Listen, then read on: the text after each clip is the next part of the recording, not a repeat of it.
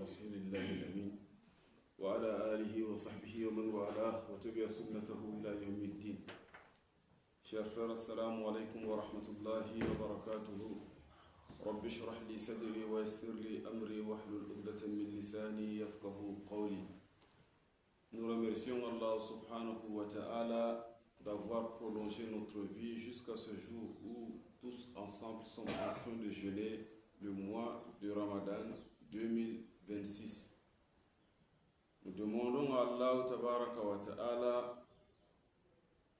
d'accepter de nous notre jeûne, nos prières, toutes nos adorations, qu'Allah subhanahu wa ta'ala nous donne le privilège de pardonner tous nos péchés pendant ce mois et qu'à la fin, nous nous retrouvons parmi les personnes pieuses, parmi les personnes qui, à travers le Ramadan, Allah tabaraka wa ta'ala les a élevés par la foi.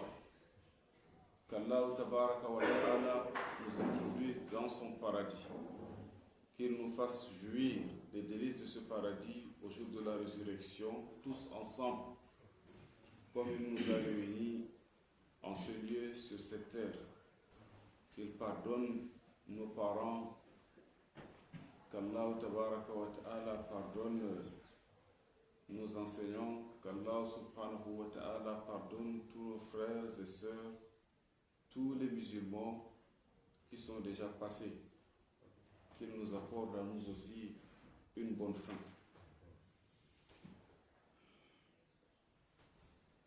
Pour la circonstance du mois de Ramadan, nous allons parler aujourd'hui sur le Coran.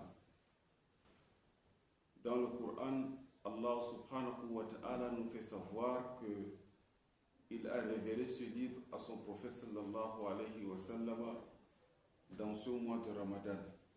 Il a dit Shahru Ramadan alladhi unzila fihi al-Qur'an. Le mois de Ramadan au cours duquel le Coran a été révélé. Hudan linnas. Ce livre, ce Coran, il est un guide pour les hommes. Lorsque nous parlons du Coran, nous devons d'abord savoir que avant le Coran, avant le prophète, il y a eu d'autres livres que Allah subhanahu wa ta'ala a révélés à d'autres prophètes. Jésus, Isa alayhi salam, c'était un des grands prophètes d'Allah subhanahu wa ta'ala, un grand messager d'Allah, et Allah lui a révélé un livre. Ce fut la Bible. Moussa, Moïse alayhi salam, à lui aussi, Allah subhanahu wa ta'ala lui a révélé un livre. Daoud, Ibrahim et beaucoup d'autres encore parmi les prophètes, les messagers d'Allah subhanahu wa ta'ala, tous ont reçu des livres. Et tous ces prophètes, tout comme nous aujourd'hui, ils ont jeûné. Car dans leur livre-là, Allah tabaraka wa ta'ala leur a demandé d'accomplir le jeûne. Ils ont jeûné. Les gens qui les ont suivis, eux aussi, ils ont jeûné. Mais parmi toutes ces communautés, les communautés des prophètes qui ont suivi ces prophètes, Allah subhanahu wa ta'ala a fait en sorte que la communauté du prophète Muhammad sallallahu alayhi wa sallam soit la dernière. Et que le prophète sallallahu alayhi wa sallam lui aussi, il est le sceau, le dernier des prophètes. Il n'y aura plus de livre après le prophète Muhammad et il n'y aura plus de prophète après le prophète Muhammad sallallahu alayhi wa sallam. C'est pourquoi nous devons aussi comprendre que Allah subhanahu wa ta'ala, quand il envoie un messager, il l'envoie d'abord dans sa langue, afin qu'il fasse transmettre le message d'Allah à son peuple, à toute la communauté. Ça c'est d'un. Mais de deux, quand Allah subhanahu wa ta'ala envoie un messager, il lui donne aussi des miracles, des signes, pour deux ou trois raisons. La première raison, c'est d'abord pour raffermir la foi des croyants. Nous parlons ici du rôle des miracles que Allah subhanahu wa ta'ala a accordé à ses messagers. Il accorde à un messager un miracle, d'abord pour raffermir la foi des croyants. De deux, les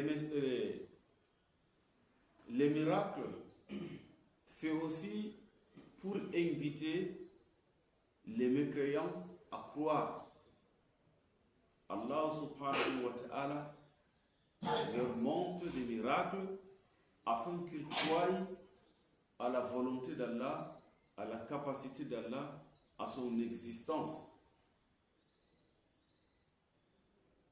Autre chose, c'est que ces miracles ne découlent pas des prophètes. Ce n'est pas le prophète ou le messager qui décide du miracle, mais le miracle, c'est Allah subhanahu wa ta'ala qui décide de la nature du miracle, quand est-ce qu'il va lui donner, n'est-ce pas, ce miracle.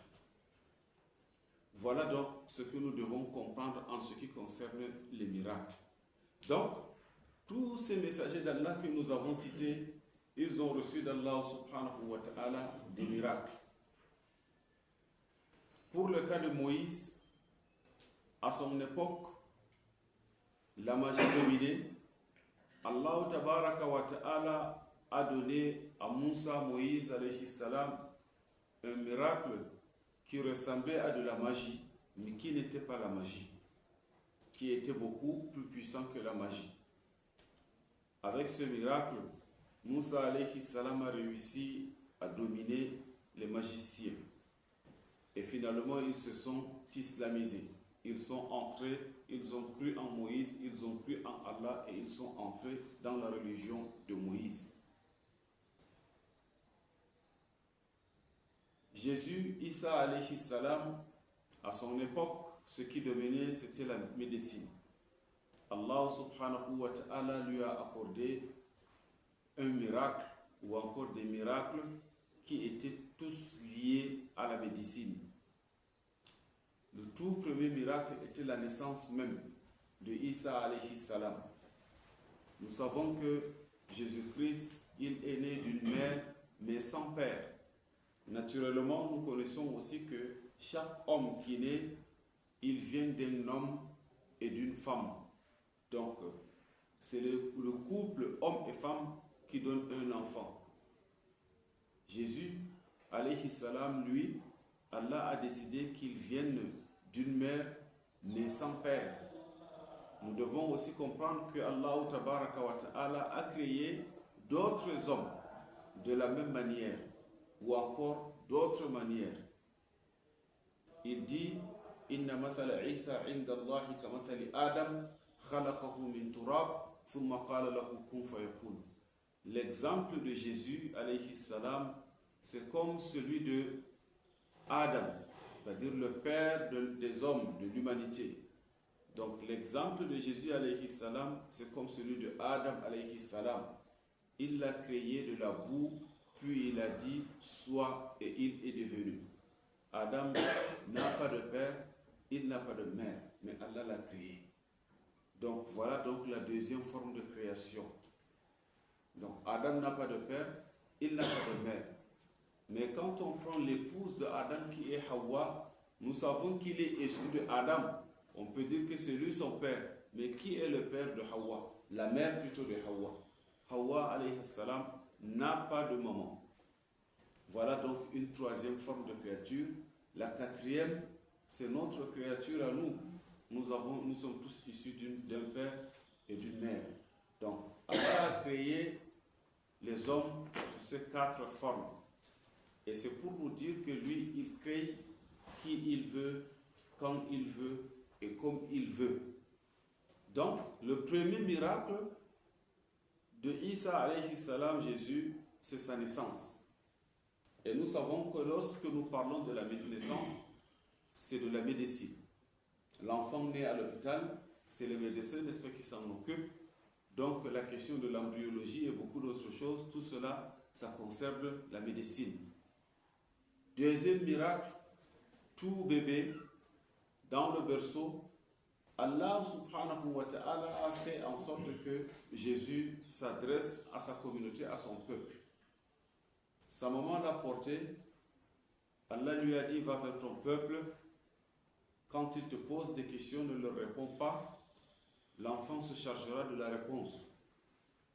Et quand elle est venue vers eux, ils lui ont demandé sur son bébé, il leur a fait signe du doigt que le bébé lui-même répondra. Ils étaient étonnés de cela. Comment peut-il parler alors que c'est un bébé au berceau? À cet instant même, le Coran nous révèle que Jésus, alayhi salam, s'est adressé, n'est-ce pas, à son peuple. Il a dit, Inni Abdullah, je suis le serviteur d'Allah, Atani al-Kitab, il m'a donné le livre, Waja'alani Nabiyya, et il a fait de moi un prophète, Waja'alani Mubarakan aynama kunt, et il a fait de moi, et il m'a béni où ce que je sois. Wa awsani bis salati wa zakati ma dumtu hayya, il m'a ordonné la prière et la zakat, qui est le monde obligatoire, tant que je vivrai. Wa barran bi walidati, je dois être bien, bon avec ma mère. Walam yaj'alni jabbaran shaqiya, Allah n'a pas fait de moi une personne perverse. Wassalamu alayya, que la paix soit sur moi, yawma wulidtu, yawma amutu, wa yawma ub'athu hayya, que la paix soit sur moi le jour où je suis né, le jour où je mourrai et le jour où je ressusciterai. À la fin de ce verset, Allah subhanahu wa ta'ala nous dit, ça, c'est Jésus, fils de Marie. Parole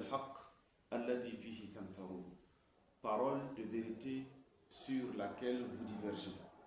Voilà ce que Allah subhanahu wa ta'ala a dit. Donc la manière dont Jésus est né, c'est aussi du miracle. Mais au-delà de ça, Jésus a fait pendant sa vie beaucoup, n'est-ce pas, de miracles. Parmi ces miracles qui ont été révélés dans le Coran, c'est il guérissait, n'est-ce pas, des malades. Un aveugle né, Jésus-Christ, n'est-ce pas, il réussissait à le guérir de sa maladie. À l'instant même, à l'immédiat, une personne qui est lépreuse, n'est-ce pas, qui souffre de la lèpre, Jésus, n'est-ce pas, le touche et il guérit. Il va jusqu'à, par la permission d'Allah subhanahu wa ta'ala, Jésus ressusciter les morts. Donc tous ces signes, tous ces miracles relèvent de la médecine. Le prophète Muhammad sallallahu alayhi wa sallam, quant à lui, Allah subhanahu wa ta'ala lui a donné des miracles. Mais le plus grand miracle que Allah lui a donné, c'est le Coran que nous lisons, ce Coran qui a été révélé pendant ce mois de Ramadan. Le Coran, parce que la communauté des Arabes à cette époque était une communauté qui s'intéressait beaucoup à la littérature. C'était des grands littéraires, des très grands poètes. Allah leur a donné, n'est-ce pas, a révélé le Coran à son messager. Ils lisent ce Coran, ils l'entendent, ils comprennent ce Coran. Voilà quelque chose de fabuleux en tout, mais qui ne ressemble pas à leur poésie, n'est-ce pas, qu'ils récitaient à l'époque. C'est pourquoi il les a défiés dans plusieurs sourates. Dans une sourate, il leur a dit, apportez donc un livre comme celui-ci. C'est-à-dire, écrivez un livre comme le Coran, si vous êtes capable, comme vous êtes des poètes. Il a dit, si, n'est-ce pas, tous les hommes de la terre et tous les génies de la terre se rassemblaient, ils se réunissaient pour seulement apporter un livre comme le Coran, certes, ils ne parviendraient jamais à le faire, tous réunis. C'est un défi qu'Allah lance à toute l'humanité. d'apporter un livre comme le Coran. On ne pourra pas. On ne pourra pas. Pour le simple fait que quand nous lisons le Coran, par exemple, une simple chose. Allah nous dit, par exemple, il a créé les cieux et il a créé la terre. Qui peut venir et prendre le livre et dire qu'il a créé les cieux, il a créé la terre? C'est impossible. Personne ne peut oser le dire. Personne, aucune créature. Mais Allah nous dit, il a créé les cieux, il a créé la terre.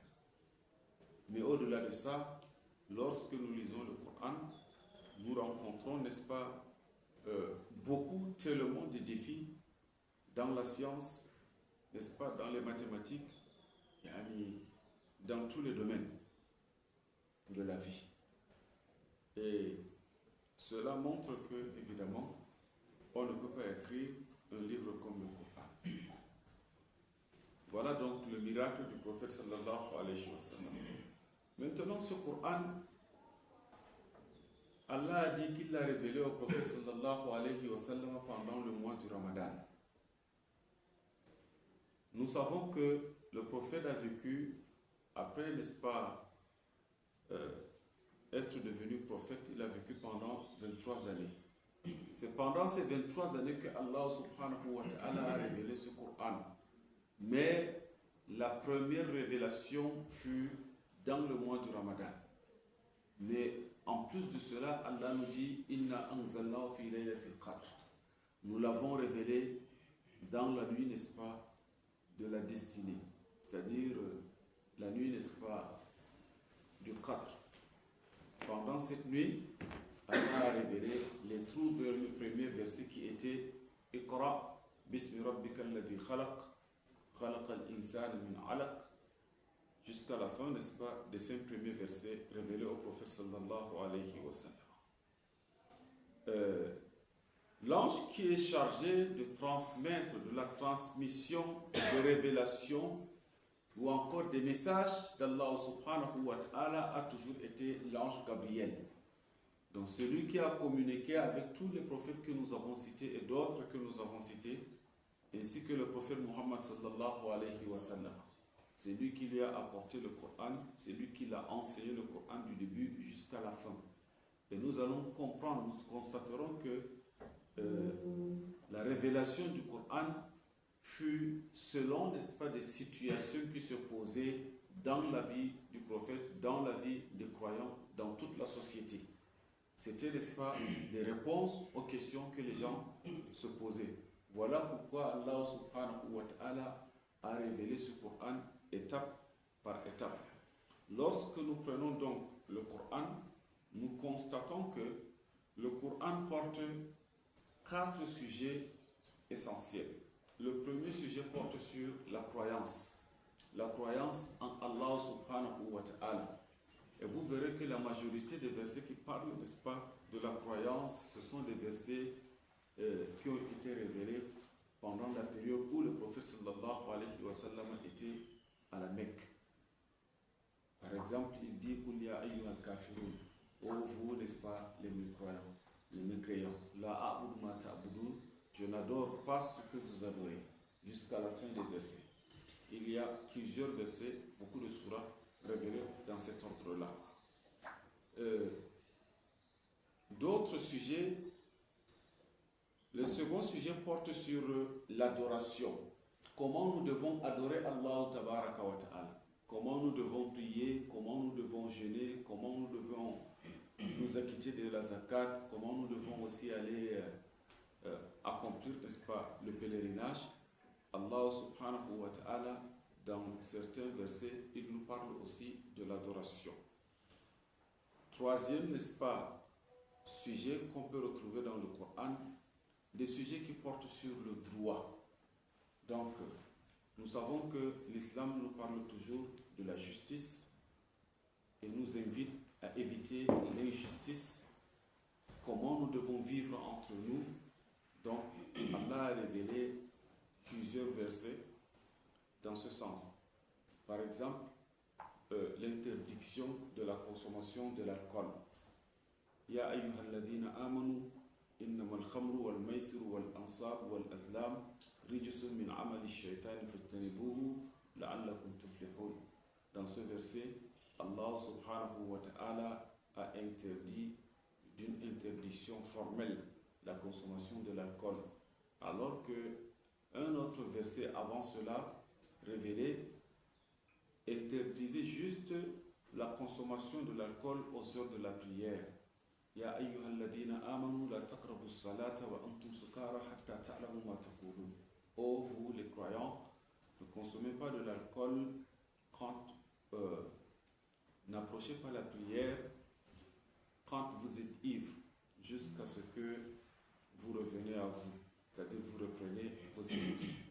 Donc l'interdiction à ce niveau, en ce moment-là, c'était juste être sous pendant les heures de la prière. Mais après cela, l'interdiction de la consommation de l'alcool fut formelle. D'autres versets dans le droit sont sortis, ont été révélés sur la fornication, le vol et d'autres comportements malsains. Nous verrons que tous ces versets-là ont été révélés pendant la période où le prophète sallallahu alayhi wa sallam était en Médine. Autre sujet qu'on retrouve, quatrième et dernier sujet qu'on retrouve dans le Coran, c'est des sujets qui parlent de la morale, le comportement de l'homme. Nous savons que l'islam accorde une très grande importance à la morale. Le musulman doit être, n'est-ce pas, d'un comportement exemplaire, et c'est pourquoi Allah subhanahu wa ta'ala nous a dit, nous demande, il nous ordonne de suivre le prophète sallallahu alayhi wa sallam, et il nous dit qu'en lui nous trouverons un bon exemple. Vous avez en la personne du messager un bon guide et un bon exemple à suivre. Voilà donc en quelque sorte les sujets, n'est-ce pas, que nous retrouvons dans ce Coran que Allah subhanahu wa ta'ala a révélé à son prophète Muhammad sallallahu alayhi wa sallam. Inch'Allah, pendant, n'est-ce pas, ce mois de Ramadan, pour l'exclusivité, nous allons parler, n'est-ce pas, comme nous l'a proposé notre frère, docteur Mohamed Pana, donc du Coran, de la révélation, comme nous l'avons commencé aujourd'hui. Par exemple, l'originalité, n'est-ce pas, ou encore les originalités du Coran, n'est-ce pas, et d'autres choses encore, jusqu'à la fin du mois de Ramadan. Nous prions Allah subhanahu wa ta'ala d'accepter de nous nos œuvres, qu'Allah subhanahu wa ta'ala, comme on l'a dit, réunisse ensemble dans son paradis au jour de la résurrection. ربنا تقبل منا إنك أنت السميع العليم وتب علينا إنك أنت التواب الرحيم ربنا لا تزغ قلوبنا بعد إذ هديتنا وهب لنا من لدنك رحمة إنك أنت الوهاب اللهم إنك عفو تحب العفو فاعف عنا اللهم إنك عفو تحب العفو فاعف عنا اللهم صل على سيدنا محمد وعلى آله وصحبه وسلم تسليما كثيرا سبحان ربك رب العزة عما يصفون وسلام على المرسلين والحمد لله رب العالمين. الفاتحة.